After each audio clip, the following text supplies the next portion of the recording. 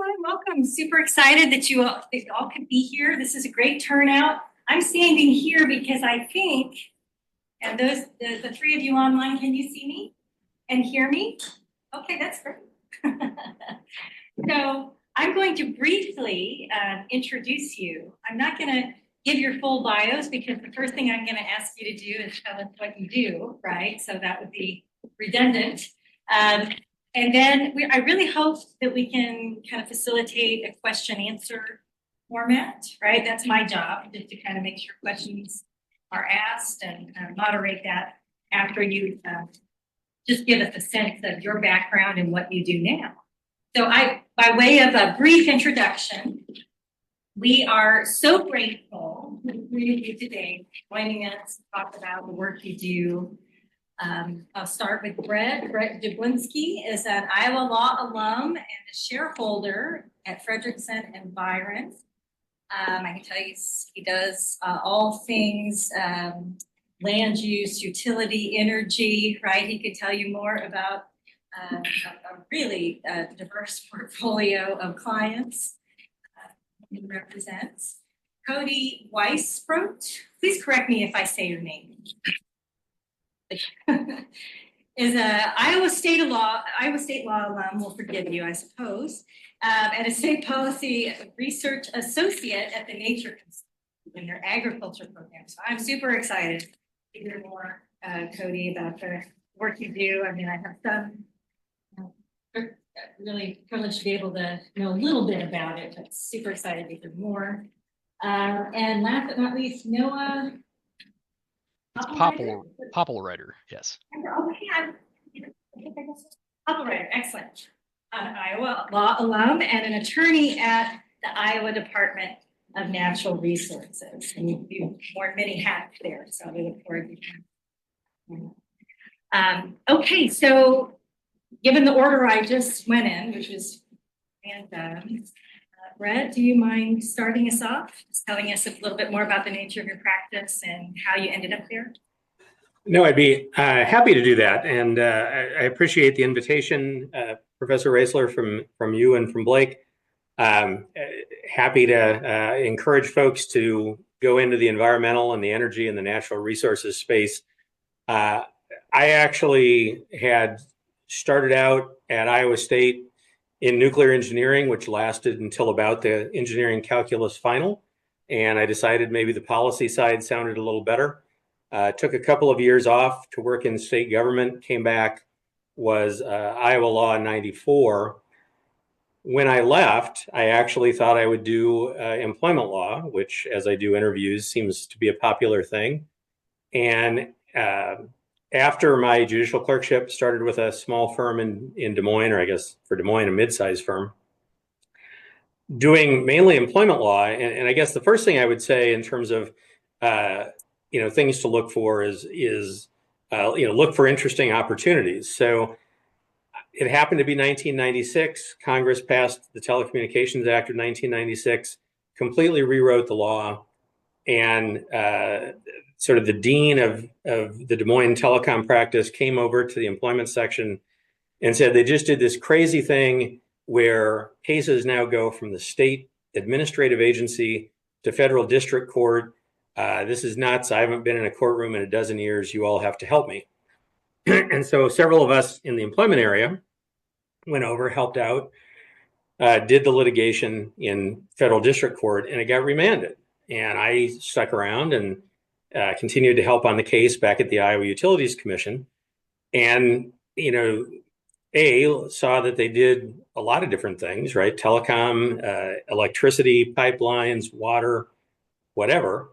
And thought, well, now that I know the rules and I know the people, this might be a good place to stay. And I looked around and thought, well, if this guy that's been practicing 30 years has to come call on associates to help because the law has changed, that means these people that have been practicing really don't have any advantage.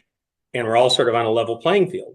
And jumped in and have been doing utilities now for about 27 years. And so that's grown into a bit of an all of the above practice. And I can talk about that a little more lately, for the benefit of folks that are more environmentally minded. That has involved helping permit about 5 gigawatts of wind and solar in Iowa, primarily, a little bit in surrounding states. I do everything from a sort of local zoning and land use to regulatory work before state agencies to litigation work when either of those things ends up in court, as they often do. I'm probably in court these days as often as I'm in front of the Iowa Utilities Commission. And so, sort of as planned way back then, it's grown into, whatever the Utilities Commission touches, I do.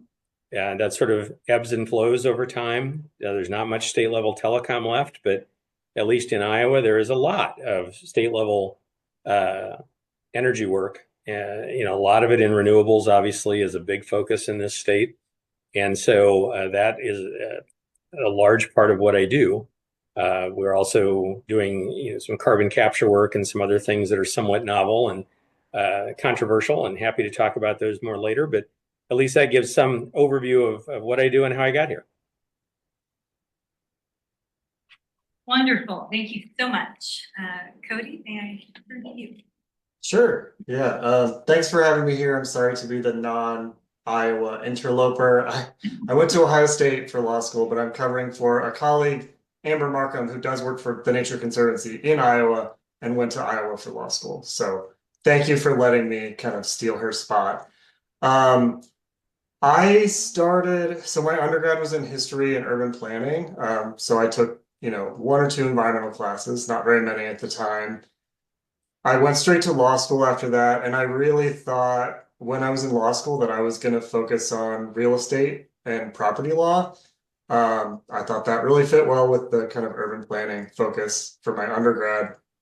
So that's where I kind of had my focus. I did take 1 or 2 environmental law courses, but I really thought that that's what I was going to do after law school. But I decided while I was there that I was also going to get a master's in public policy. Ohio State has a dual degree program where you can do them at the same time.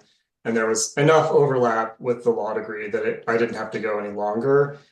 So I did that, and I also did a legislation clinic while I was in law school, and I worked for a nonpartisan agency here at the Ohio State House. Wasn't sure how that was going to be relevant to any of my future work, but it was something I was interested in, and I had time to do it. So participated in the clinic, spent a semester working with those folks. And then when I graduated from Ohio State, I went to work for the university doing real estate. I did real estate transactions, contracts, licenses, all sorts of interesting or not interesting kind of legal documents. I got it I'm going to steal Bret's advice to take interesting opportunities, because that's really good advice. I had an opportunity while I was there to figure out what the university was supposed to do about our oil and gas interests that were kind of gifted to Ohio State without our knowledge, and we would get royalty checks in the mail from interests that we didn't even know that we owned. So that involved kind of collaborating with our government relations staff and people in the General Assembly, because there was kind of swirl around state-owned oil and gas interests at the time. So that I was implicated in all of that. The ultimate finding from that study is it wasn't worth the money we were spending for me to research it, to actually do anything about it. So we didn't. But that experience was really kind of got me thinking about what I wanted to do instead of commercial real estate. I decided real estate was pretty boring. It wasn't exciting day to day. It was just a lot of contracts, a lot of looking at warehouses and things like that. So I left and went to the Ohio General Assembly based on the legislation clinic that I had participated in law school. I was only at Ohio State for about a year and a half. But that nonpartisan agency that I worked with was hiring at the time. So I reached out to my law professor from the clinic and said, hey, would you, recommend me for this? And that agency in Ohio, it's called the Legislative Service Commission. They are in charge of drafting all the bills and resolutions and everything that comes before the General Assembly. They also do legal research for the members. So even before a bill is drafted, they're figuring out, how to make that work, or telling the member, this is unconstitutional, you can't really do this. And it's kind of staffing committees through the process. So I got a lot of good legislative understanding from working there. I didn't work in real estate or environmental law while I was there. I handled all of our gambling bills. I did some alcohol bills, and I also did some administrative procedure, which is kind of tacked on to my work. But after a couple of years there, I saw a job opening for the Nature Conservancy in their government relations section here in Ohio, and I had been looking to kind of leave the state house and applied for the job in our Ohio chapter. Got that kind of based on some of that administrative law work that I had done and the oil and gas stuff that I did with Ohio State. And I've been at TNC now for about, I think it's coming up on 6 years. And what I do now, I work with our national North America agriculture team on something called the Water Policy Accelerator. It's sort of an effort to identify effective water quality policies kind of across state lines at the state level. And then I do, kind of direct that research, and then I help our government relations staff in states like Iowa and Ohio and all across the country to figure out how we can, tweak that legislation or make it work for those states. So that's kind of how I got to where I am and what I do now. Happy to, answer any questions when we get to that point. Wonderful. Thank you, Cody. Noah? Yeah, thank you. Thank you very much for the opportunity to be here. It's always exciting to get to talk to folks on how to get into the environmental field. Like Shannon mentioned, I am one of the attorneys for the Department of Natural Resources, but today I'm just going to be talking as myself. You'll note I don't have the background that says DNR. Obviously, I still have to protect attorney-client privilege, but if you have some tough questions about government work these days, I'd be happy to answer them just in my personal capacity. But everything I have to say today is my opinion, not my clients today. But with that said, it's been a cool journey to get to here. I had a short stint in the 82nd Airborne Division, so I got to serve America doing that for a few years. When I got out, I had a very similar path as Bret mentioned, was in environmental science up until I got a C- in OChem and decided that chemistry was just not really for me. Maybe I should look at something else. I'm still really proud of that C-, but that's okay. So we after that, my wife and I talked about what was kind of next, and we really started looking at environmental policy here in Iowa. A good place to raise a family. I had 2 kids in law school. Not recommended but if you are in that boat, I always put a plug out. Feel free to reach out. If there are parents in the room who just need a shoulder every once in a while, feel free to reach out to me.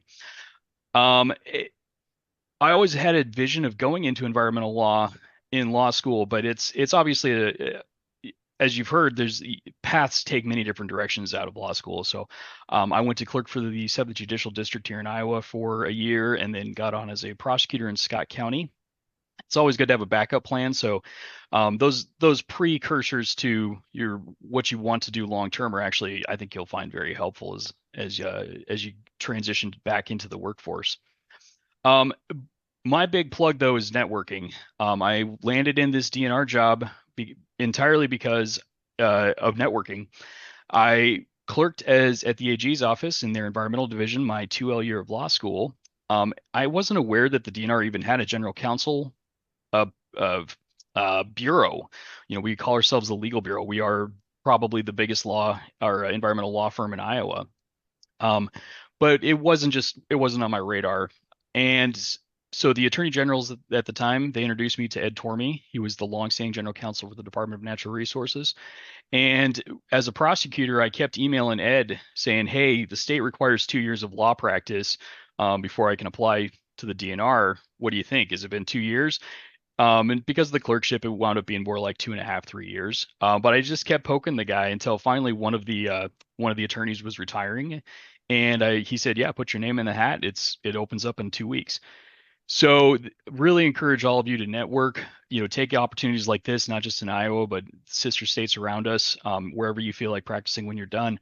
just start putting feelers out to the connections there. They really pay off in the long run. And then someday you'll have the opportunity to do this as well. So when I got to the DNR, the DNR is quite a large agency. We have both the conservation recreation side of things, that's hunting, fishing, trapping, state parks, water trails, as well as the environmental services side, which is, for lack of a better term, EPA.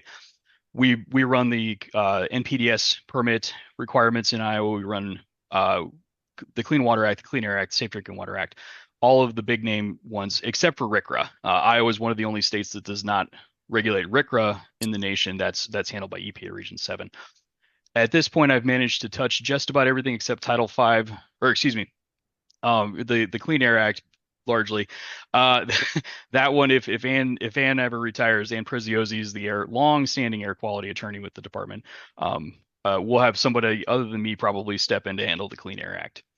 I was lucky enough for a year to lead the department's I called us SMALT-Dub 4 for Standards Monitoring Assessment, TMDLs, Listings, and 404. What you'll actually hear it is the Water Quality Standards program for the state. So I led that program for a year as a supervisor, not as an attorney. They asked me to do that, and then once we had someone else lined up, I stepped back into the attorney role. And now I'm representing the Land Quality Bureau, handling landfills. You might hear about hydrogen gas mining in the state. I'm helping represent the department on that front. We deal a lot with environmental covenants, real estate law, things of that nature. So it's a really cool place to work. A lot of people that are really passionate about what they do, whichever side of the bureaus you're on, whichever side of the divisions you're on.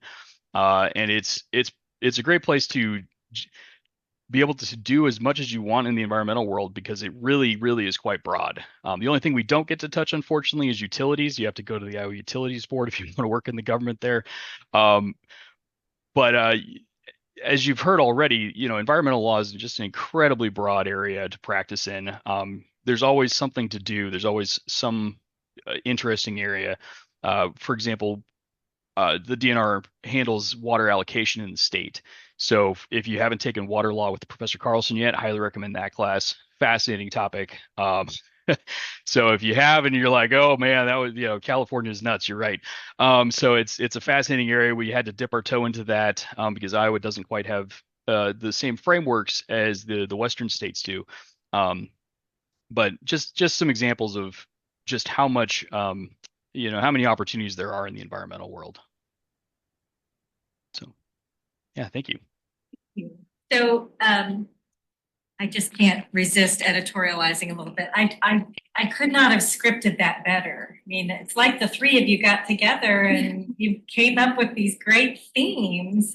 It's just fantastic. So I just want to point out what I'm hearing, and you probably heard it too. Some takeaways. One, and I often say this: your first job out of law school is not your last job out of law school, right? And so I love that you all told that story about how it wasn't like the perfect environmental law job right away, and there are different paths. I love, though, that Noah, you kind of knew that you wanted to go that direction, and so you told the story of how you really put in place the foundation, right, to be there when the job opened up. So networking and reaching out, starting now and as you graduate, wonderful advice. And the last thing I will say is the diversity of the field itself is so well represented by the three of you, right? I mean, the energy, admin space, state regulation of all those federal statutes. And I think after class today for the environmental law students, they understand why the Clean Air Act requires some specialization. Might be that one person. And so just one about, and Cody, in the nonprofit world, right, the work that how we cross over into the policy space so often, it's just really a wonderful illustration of of the diversity of the field. So they have given you a lot to think about, and I will stop monopolizing the conversation and try to facilitate it at this point, right? So anybody want to go first? Questions? Nina, and then Eric. So I'll keep the cue, as they say. Nina. I was wondering if there was anything in law school that you felt was, can you hear me okay? Yeah. Practice projecting. Okay. I was wondering if there was anything in law school that you thought was particularly helpful for you in your career, and maybe things that you wish you hadn't done, like it was maybe, I don't want to say a waste of time, but you wish you kind of allocated your time differently. If you could just speak on that, I would appreciate it. Are you asking one or all three? All of them. Okay. All three of you. Don't be bashful if what, you know. I'll just jump in. So probably the best thing I did in law school was take opportunities of internships. My 1L year, I worked for Plains Justice, saw what it was like in the nonprofit world. They're no longer practicing in Iowa; they're over in Montana, Wyoming area, but they used to have an office here. Second year, went to work at the AG's office, as mentioned, and then also worked for a family law firm called Kids First up in Cedar Rapids. There's very little that you're gonna. There's definitely. I don't want to call them regrets. I hate family law. I'll never go back to that. That's brutal and heart wrenching in a way that I don't want to practice that anymore. So I wouldn't necessarily say what did I take. What was bad of law school? You can find the good in anything. Expect though to find areas of law that you just don't want to practice. It's a wide world out there. It's okay to accept that and to learn and follow your gut on that. So I will say though, if you haven't taken evidence, I walked into law school saying, I don't need evidence. Who needs evidence? Take evidence. Everybody needs evidence. So Yeah, let me start with the last of the questions, which are things that weren't necessarily so helpful. There was a lot of talk when I was in law school about, well, you have to take this list of courses because they're going to be on the bar exam. You're going to have to know them for the bar exam.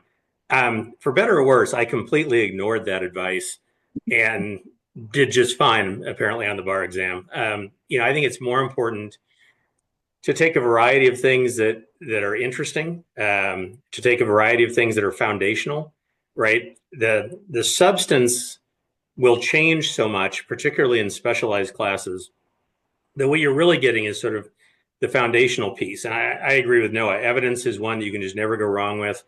If you're interested in environmental law, it's so statutory and rule driven. Admin law is a great course for that, obviously, to really sort of focus on. The one that I think, is sort of overlooked, but it's shocking how often I use it, is Fed Jur, right? All these things have jurisdictional debates between the state role and the federal role and preemption. I've probably argued preemption more than almost anything else. So Fed Jur is sort of a sneaky one to take in there. I mean, you're somewhat fortunate in that you've got Professor Raisler, who at least periodically gets a chance to teach energy law. That was just a class that didn't exist when I was in law school.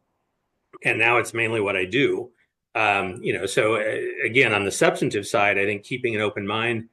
The other thing I'd say about law school, and this also picks up on something Noah said earlier about networking, which I completely agree with, but that networking starts today, right? I can't tell you how many useful people in my network are friends from law school, right? So, it's a good excuse to socialize and engage in social activities in law school. You can chalk it up and say, all these people on the career panel said I should be making a network. But it's true, right? I mean, there will be good contacts you'll make out of law school that will be part of your circle for the rest of your career. Yeah, I'll Thank just you, Greg. echo what both of them have said, and I would just add, I don't think there's anything that I necessarily regret from law school. I guess the one thing I would say I regret is since I did the dual degree program, I didn't have as much room to take electives in law school, which would have been useful more for just introduction to the subject areas. You're not going to remember, the substance of the law as it was when you were in law school. I certainly don't. I really wish I hadn't fallen asleep several times in admin law because it turns out, like Bret said, that's incredibly important. And I didn't think it was at the time for my future career.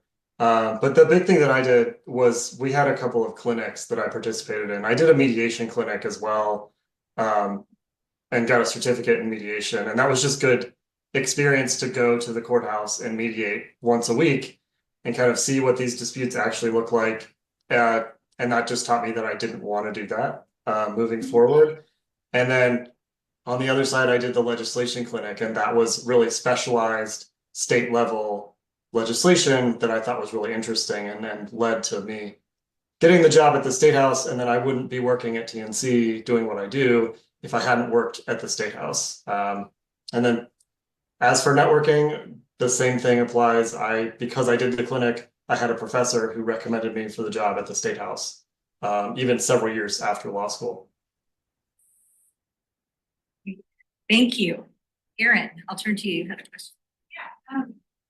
Thank y'all for being here. So my question is about when you talk about networking and continuing to follow up and email, what do you have some strategies on continuing that networking relationship? Like, I mean that in a practical sense of like, what do you say in an email if you keep asking questions?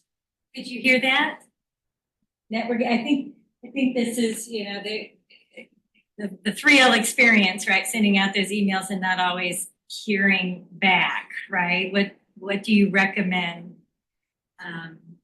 You just keep on? Is there something magical you can put in that email that will get you the response?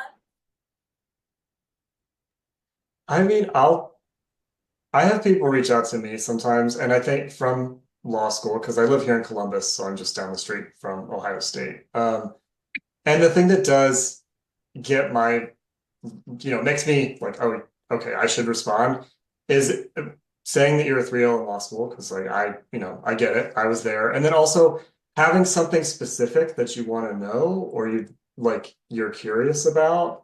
Because I think it's hard sometimes to get an email that's like, hey, I'm a 3L at Ohio State. I'm interested in environmental law and would like to talk to you sometime. It's like, that's, I get that. And that's fine, but I don't really know where to go from there. Like, and I'm not even sure if I'm the right person for you to talk to, because environmental law is huge and I don't practice. So it's good to be kind of specific about what you are looking to do and what you want, because then even if I'm not the right person for you to talk to, maybe I know someone and can say, well, you should talk to this person.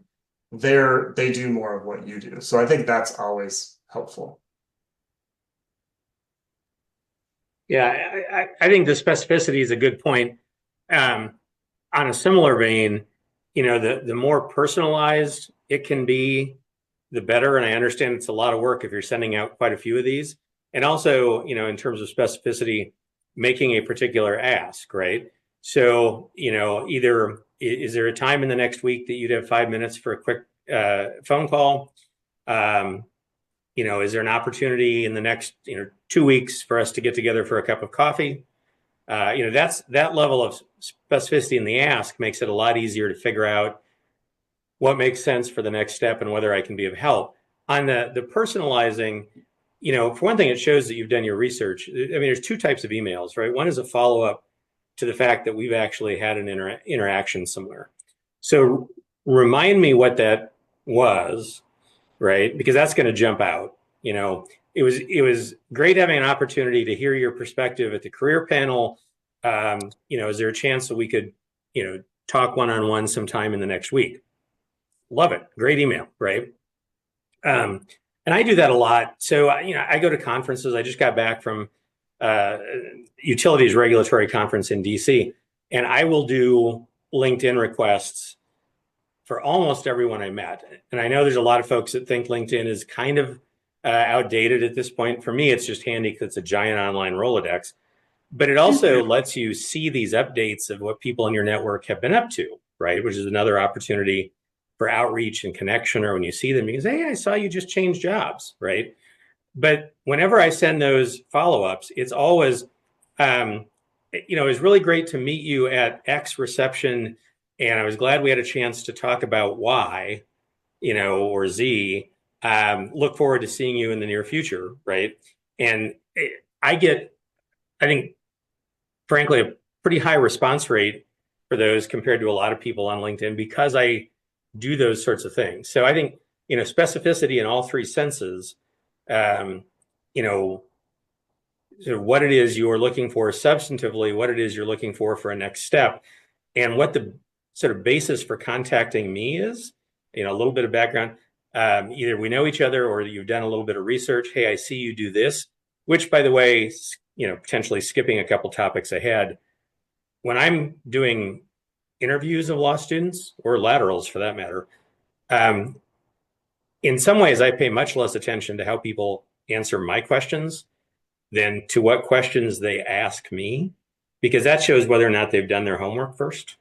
So I think, just anything you can put in there to show that, you either have a recollection or have done your homework on what that connection to explain why I'm the one getting the email is likely to keep my attention on that email, as opposed to thinking it's just sort of a mass emailing that I can sort of, triage out. Great advice. Noah, do you have anything to add? Yeah, absolutely, because there's this. I think I know where you're coming from on this. So the devil's in the details on the stories. So let me give a plug to my wife on this one as well, because the final email I sent to Ed Tormey was because I was hemming and hawing. We were going to buy a house. I said, hey, I don't want to email Ed again. Like, it's the third time. And she's like, you're going to email that guy, and I'm going to hit the send button. And I sat down and drafted, and I hit the send button. But it feels awkward to push and push and push sometimes, and it's okay. Like, it's really, the biggest comment is, we've all been there. We all know how hard it is to get entrenched in this field to the point where you are asking for hundreds of LinkedIns. It's also okay to just be true to yourself. I am actually relatively introverted in the psychological sense. I like my space. I like to come home and unwind and relax. LinkedIn is a bit of an ocean for me. But that's okay. I find other ways to do it. My Rolodex is on my personal, or on my professional contacts list. I make a point to, maybe I don't know all of the Clean Water Act regulators across the nation, but I still know Connie Dow over in Oregon, who used to work for the DNR. I still know the Region 7 contacts, and so you set the boundaries of what you're comfortable with. So a lot of really good comments. I just wanted to put those two plugs out there, because I think what I'm really hearing underneath the question is this is an awkward area, and yeah, it kind of is sometimes, and that's okay. We've all been there. We will have plenty of grace to help out with the students that ask us those questions. Great, just terrific responses. Thank you. I'm going to turn around and see if there are hands. Other questions?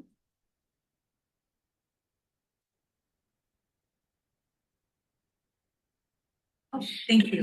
Nate. Thank you for the advice on finding a job, but the recruiting process more broadly. Once you found a position, how did you know that it was a position that you wanted to be in for the longer term?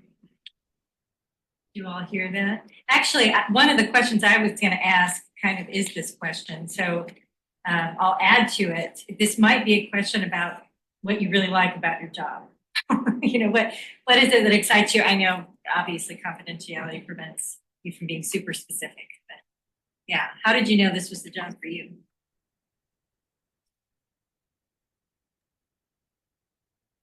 So I think that's a two-part question. Practicing criminal law gave me a ton of experience, and it was a career path that a lot of people go into. I've tried multiple trials to the jury at this point. I've won and lost motions to suppress. It's a fascinating area of law. But when you wake up every day and you're like, is this, do I really feel like going to work? Everybody goes through those moments. So it's good to have a sounding board, parents, spouse, significant other of any kind, friend, to say, hey, is this really the job for me, or am I, is this probably, is this maybe not the direction? And that's how I kind of transitioned away from criminal law, was conversations just saying, well, this isn't for me. The DNR, on the other hand, I go there and it's people that are passionate about their work. Every single engineer comes to work every day saying, what kind of problem am I going to solve? All the attorneys come to work saying, okay, how do we help lay this foundation to folks who are experts in both the law and the facts? It's a great group of people to work with. And so then that becomes a different sounding board. I would say that in the interview process, Bret's point about what questions you ask us is actually spot on. That's as an interviewer, but the converse side of that is for you students, you should be listening to the questions we ask you. If I'm asking you questions and you're like, honestly, this is not my cup of tea, like that's kind of the red flag number one. And if go ahead and have conversations off to the side to follow up on the yellow flags. If you're like, whoa, that was kind of strange. I never, to the extent that we're allowed to, as an attorney, I haven't hired folks, but I hired interns as a supervisor, went through several engineer hiring processes. And people, I always encourage people to just talk to me if an offer was going to be extended to see if it was what they want to do. It's a tricky thing. It's quite frankly, our generation, I'm 40, you guys are significantly younger than me at this point, but even my generation, it's 7 to 8 years is the typical life cycle for a job. Whereas my dad, my mom, they were both career people, in a job 30, 40 years. So I think my advice to kind of wrap this up is don't hesitate to be fluid, don't hesitate to be adaptable and to talk, because finding a job that you're going to stick with for an extended period of time is tricky in this market, and it's tricky on a personal level. So don't hesitate to just be fluid. Cody and Bret, you have thoughts? Go ahead, Cody. Yeah, the way that everything Noah said is, yeah, totally accurate. As you heard, I've changed jobs and kind of directions a couple of times. I would just say, whenever I did that, I tried to think about what do I do at Ohio when I started Ohio State? What do I do now that I like? And what parts of this job do I not like? And so I would try to kind of move in the direction of okay, I like doing this and I don't like doing that. And have just tried to think about is this, does this fit with what I like to do, and does it fit with my, personality, and what makes me feel comfortable? Because even when I started at TNC 6 years ago, I was in government relations, and a lot of that was day-to-day lobbying. And I don't love doing that. It's something that I learned when I started in that job. So then over time, figured out where else in the organization other people were doing work that I liked doing that was related to what I was doing, and talked to them, and then kind of moved again in the direction of what I like to do and away from what I didn't like to do. So it was just more about kind of knowing where I was fitting into an organization and figuring out what about what I was doing at the moment I liked and didn't like. And what I like now in my current job is that I get to help all the people who used to have my job, all the people who do the lobbying in the States. I help them to be more effective. I handle the back of the office legislative drafting and research for them. They're always really thankful, and I'm so thankful that they manage the relationships at the State House. So for now, that's what I like doing. Is I like still being involved in that process, but not having to do it myself. But I don't know that this is where I'm going to be forever, or I'll be doing this type of work forever. But this is what I like doing right now, and I feel like it's a good fit for me at the moment.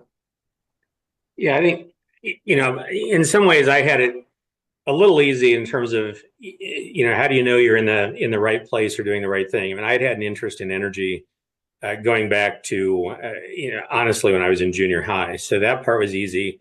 Coming out of law school, I pretty well knew I wanted to do traditional law firm practice as opposed to government or NGO or nonprofit. So some of those things, I sort of knew. I've had 4 jobs since law school. I had a 2-year federal judicial clerkship. I've been at 3 firms, 2 of them for long periods of time, and then one pretty short 3-year stint in between. And what I've learned from that First of all, let me just make a plug for clerkships. If you think you want to do particularly traditional law firm work, even if you're not sure you necessarily want to litigate, because the one thing a clerkship lets you do is essentially audition all the law firms in whatever town you're clerking in, right? If you're at a district court, you see their work quality. You get to meet some of them in and out of the courtroom. Are they aloof? Are they congenial? It really is, a year or two of just auditioning potential employers, which is kind of a neat perk in a way that I think a lot of people underappreciate. Not to sound cliche, but enjoying where you're at, obviously it has to be doing the type of work you want to do. And, I happen to find this field interesting and there's a lot of cutting edge things, a lot of complicated, sort of intellectually interesting things. But frankly, it's always about the people, right? Are you going to enjoy the place you're in? I'll give you a quick example. I had been being recruited while I was at my first firm by a couple of different places. And one of them on paper looked like it would be a really great move that would be hard to turn down. They certainly were able to offer better compensation than the firm I was at. And I remember going to the interview and everything was lovely and everyone was very pleasant and it was great facilities. And I had thought that went pretty well. And then I went back to my office and I walked in and there were people in the halls laughing and chatting. And it just, like a light bulb went off. I didn't hear anybody laugh at all the entire hour I was in the other law firm. And I stayed where I was. And I stayed there for 15 years, which gets me to part two, which is why I left a good job after 15 years. I think vastly underrated as your career progresses is sort of what the platform is. And when I talk about what the platform is, does it provide the right services to your client? Does it provide the right growth opportunities for you personally and professionally? I got to where I was doing a lot of large out-of-state clients on some large utilities projects, and a 30-person Des Moines-only firm just didn't have the resources, right? We just couldn't do the things we needed to do. And so, now I'm at a much larger firm based out of Minneapolis, 8 or 9 offices, 400 lawyers. And the tools we have and the ability for the firm to support sort of what your vision is and what your adventure in the law is just much better. And so those are the sort of things that ended up making a difference for me. And there'll be a little, the answer will be a little different for everybody, obviously. But those are sort of the reasons that I ended up where I am. And I've been happy here for 11 years now. And I think it's just a really great work experience. More great responses. Really, really appreciate that. Really good kind of, again, diversity of views on this. Other questions? Yay. Yeah, so I think one of the things that's special about environmental law is just like how many other fields of law that it touches, or I guess has the potential to touch. I think property, admin, you can go into business, which opens up an entire new area. So I think I'm interested in going into environmental law, but one of the concerns that I have is that they're gonna put a real problem on my desk, and then I'm like, oh, I have no idea how to even approach that. So I guess I'm wondering how do you all go about continuing to learn in your positions, and how is that learning facilitated? Is this something that you just take your own initiative to, or are the places you're working at helping guide you towards resources? Yeah, I'm happy to go first on this one. So I will tell you, every newish lawyer has a moment at some point, actually has several moments where they're positive they're committing malpractice. And, for those of us in private firm work, I mean, this may be the same in government and nonprofits too. There will come a time when you're an associate and the shareholder is going to be on vacation for a week and thinks everything's under control. And the first day they're totally out of pocket, you get a phone call from a client with some emergency that has to be dealt with now, right? And amazingly, we all get through it. And that's sort of when you start feeling like you're really a lawyer, right? And even after that, there will be times you feel like you're committing malpractice. That transition is not easy, but the learning part of it is part of the fun.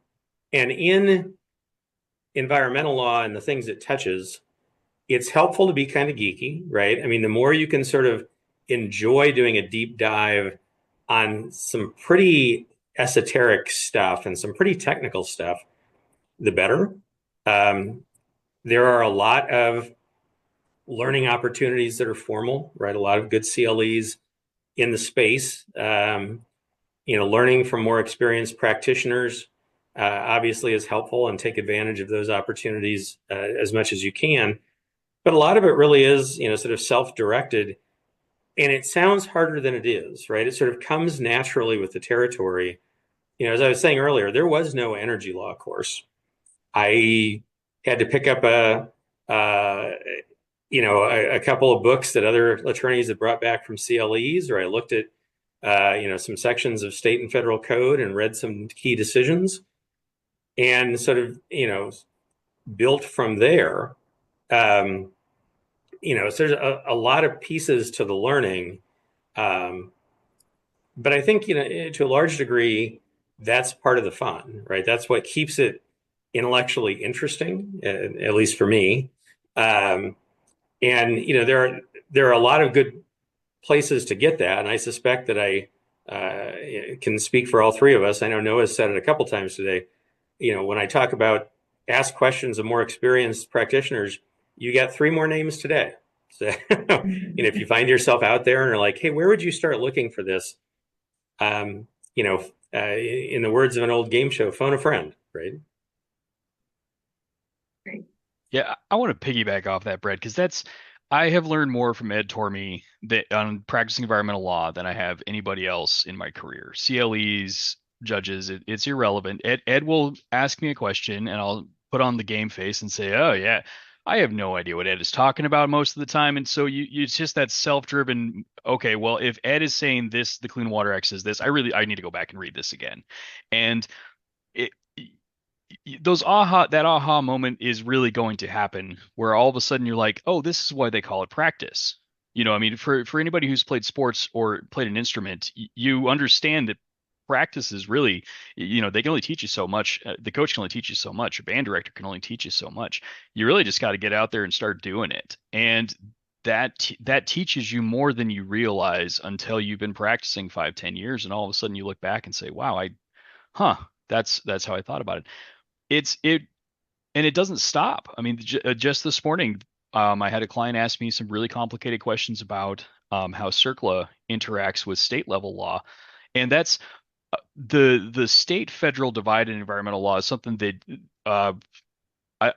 with respect to the University of Iowa, they didn't do a good job teaching me that because it's so big. So it's not a bad thing. It's just you don't understand that the Clean Water Act also involves septic tanks, which the Clean Water Act really doesn't touch. But Iowa has thousands of septic tanks that the DNR regulates, or the Safe Drinking Water Act doesn't touch private wells, and yet half of Iowa is on rural water. So your clients are always going to just ask you these fascinating questions, and you have to be willing to take a step back and say, I got to get back to you on that one because I don't know.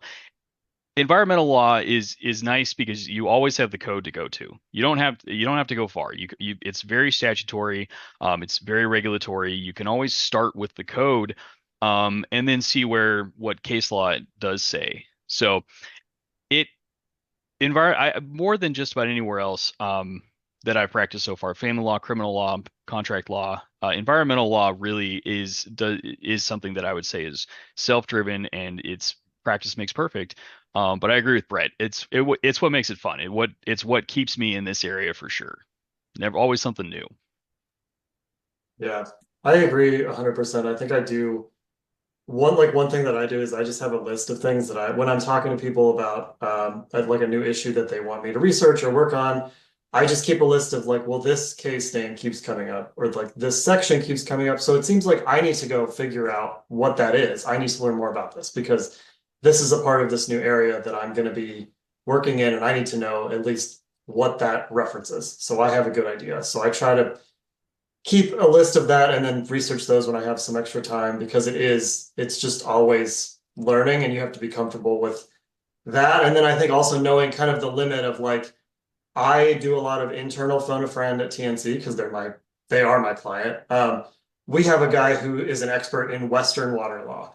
I pretty much exclusively do water quality work in states east of the Mississippi and maybe the Great Plains. So I will call him as soon as anything comes up that's water quantity related. I'm like, hey, can you teach me a little bit about this? But also, I think you need to come and talk to this person because I'm not the right person to help them out with this. So it's a little bit of, I'm trying to learn over time, but also just knowing where the boundaries of, I'm going to need to at least bring someone else in on this because we're kind of crossing the edge of what I have done up to this point. And let me just add two real quick points following up here. One, it isn't just somebody in law school or coming out of law school. The learning and the feeling like you don't know it and starting over to some degree, and I don't mean this as a bad thing, but never ends, right? Those of us that do law in an administrative area for 2 decades, the last 2 decades, went in arguing Chevron all the time. And all of a sudden, in one fell swoop last spring, 3 cases come out, wipe out 90% of what was in our admin law and even con law textbooks. And we're all learning again from scratch, right? So, you're not alone, right? That goes on and can happen all the time. The other thing I would say is that enjoying that learning can actually become a huge advantage because oddly enough, not everybody that goes into law does, which I'm kind of surprised because the way law changes, that's really what we all do is we learn how to learn and we apply that throughout our career. But when I was just starting out, relatively young, obviously in a law firm, one of the things you want to do is build up a client base. And I was doing a lot of wireless telecommunications law. And this was early in the days when, cell phones still looked like bricks. Not everybody had one. They were building out the initial networks. And I actually subscribed to a couple of trade press. One of them was Radio Communications Review. Had nothing to do with the law. It was all technical. But when I was doing cell tower siting, I was dealing with engineers all the time. And to be able to talk to them or ask the right questions or have a context when we talked about, well, this tower needs to be, the county government only wants it to be 140 feet tall and we need it to be 220. And, the technical reason has to do with this signal attenuation. And here's, what the power is at this height and blah, blah, blah, and how far the signal will carry. Knowing those things gives you a big advantage over other lawyers that client could potentially use, right? So learning becomes a weapon, right? It becomes a big part of your marketing arsenal to be able to, in a technical area like environmental and energy and utilities and those sorts of things, the one that's willing to get down in the weeds and actually learn how the business works on the ground has a giant advantage, a huge advantage, whether that's in the courtroom, whether it's marketing, whatever it is, so that part of learning has a second purpose beyond just knowing the law. It also just really helps you out there in the real world practice. So this is an opportunity, I think, for me, because you ended with your interaction with experts and kind of research into what your clients do. We only have a few minutes, but because that is so critical in the field of environmental law, and what I mean, the what here is interaction with experts, the interdisciplinary nature of the work we do.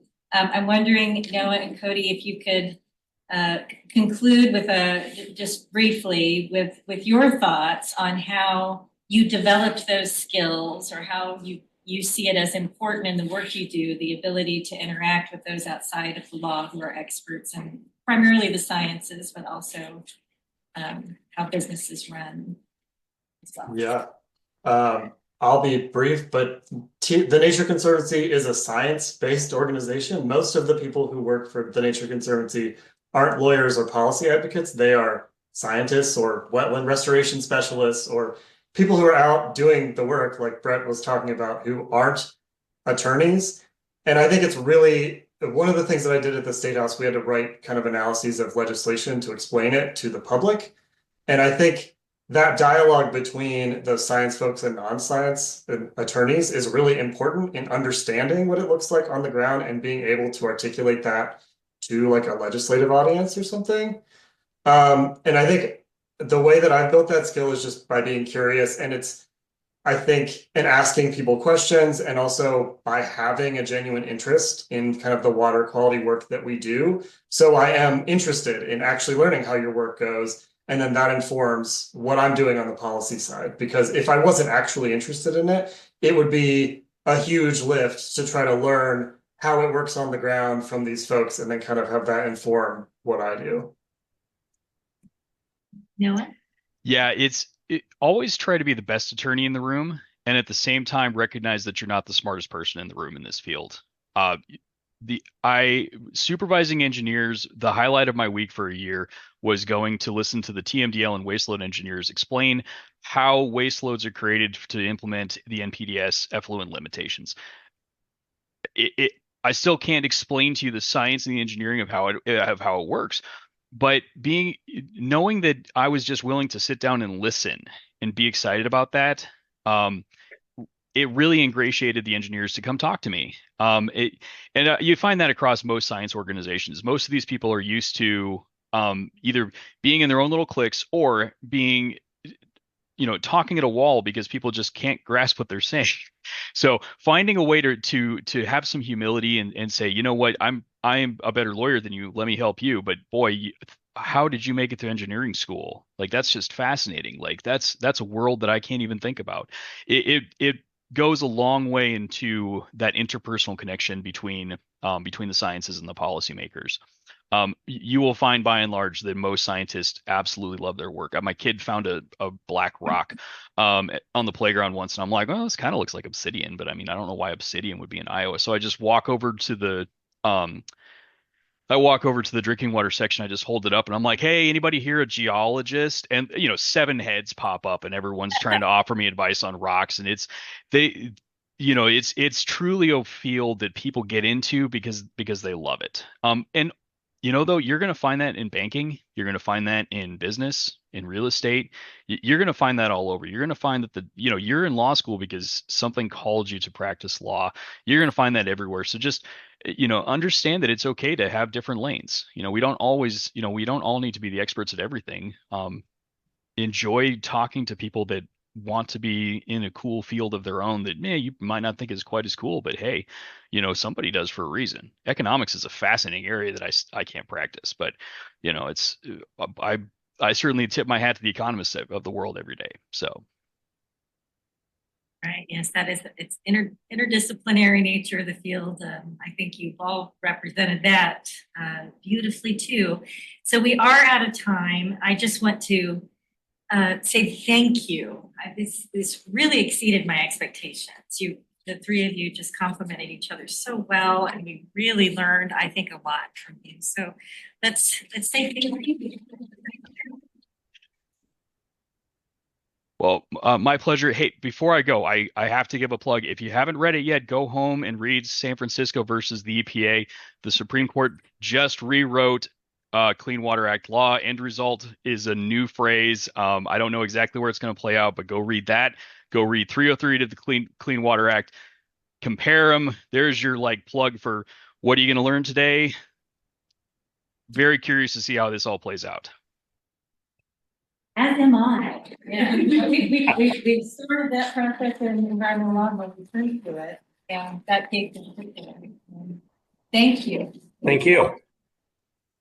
Good luck, everyone.